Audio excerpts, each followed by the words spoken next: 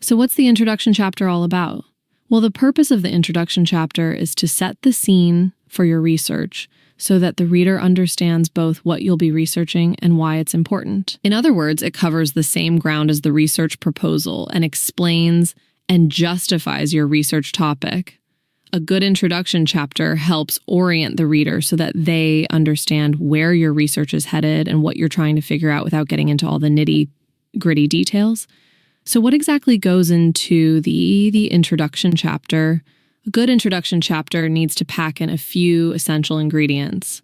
The exact requirements can vary slightly between universities and degrees, but generally, you'll need to include the following. Number one, a brief background to your study, explaining the broad area of research you're going to be sinking your teeth into. Now, this will be fairly high level as you'll get into detail in the next point.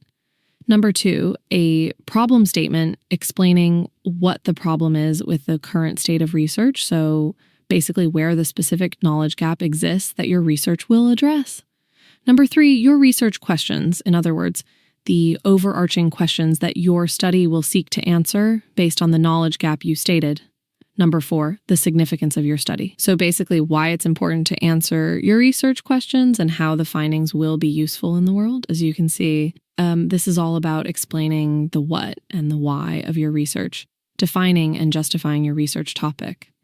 Essentially, the introduction chapter is the salesman of your study, selling your research to the first-time reader and hopefully getting them interested to read more.